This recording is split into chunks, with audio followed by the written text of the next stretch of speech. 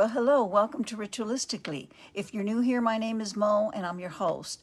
As a follow-up to yesterday's video about the new last moon in Pisces, I want to share a ritual with you, one that was shared with me by Mariah from the Crohn's Bones here on TikTok.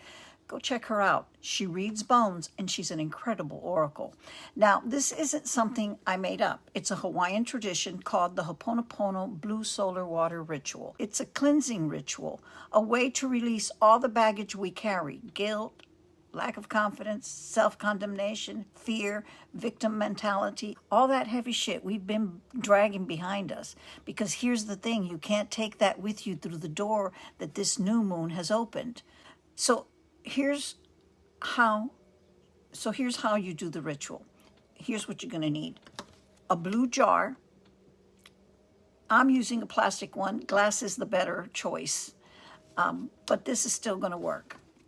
You're going to need to fill it with water because water holds the energy, and you're going to need sunlight, access to sunlight, because that's what's going to charge it.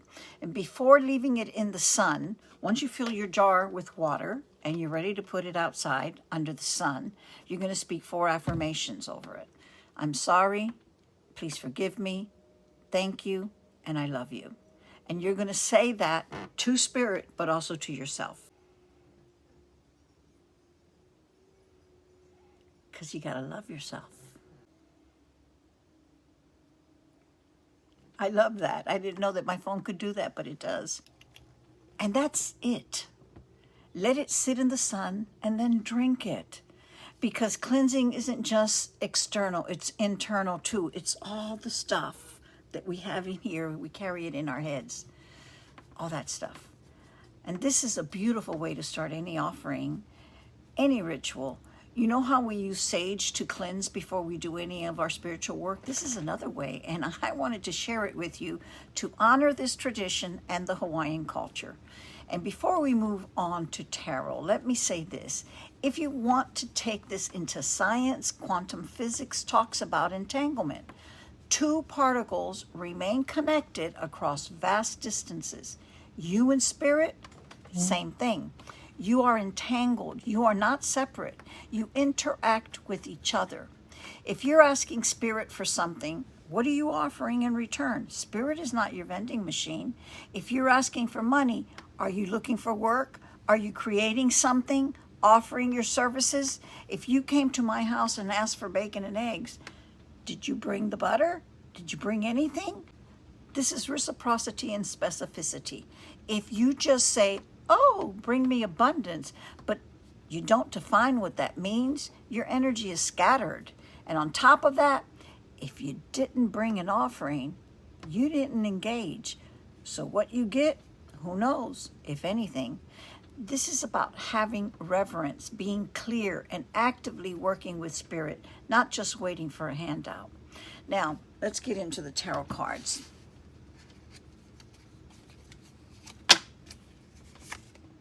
First card is the moon, because what else are we talking about? The final rinse. This is your last opportunity to reckon with yourself, sort your shit out, and let go of that heavy bag of past wounds, old stories, and excuses.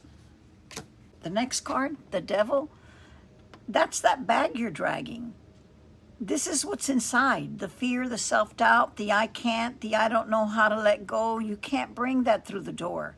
There's a bouncer at the door. Her name, Venus in Aries. She's standing there in Morning Star warrior mode, and she's not letting that shit in. The Empress, Venus herself, and she's looking at you like, did you not get the message? You need to step in here in full confidence, sovereign mode, owning your worth.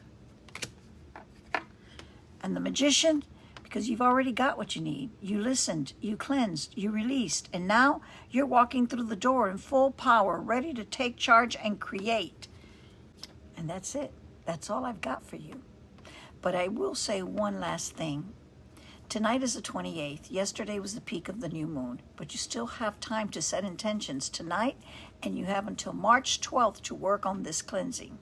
And in case you haven't noticed, March is stacked with cosmic events. But this new moon has a lot going on with it. We've already talked about it. It's the last time its ruler Neptune will be in Pisces. We'll never see that again in our life. And let's not forget to mention the parade of planets who have gathered themselves in a procession, almost to act as a witness to this moment and to bid farewell to Neptune in Pisces, because Neptune won't be returning to Pisces in our lifetime. Before we move into March, because trust me, on March 1st, Venus ingresses into Aries. It starts right then and there, and it doesn't stop.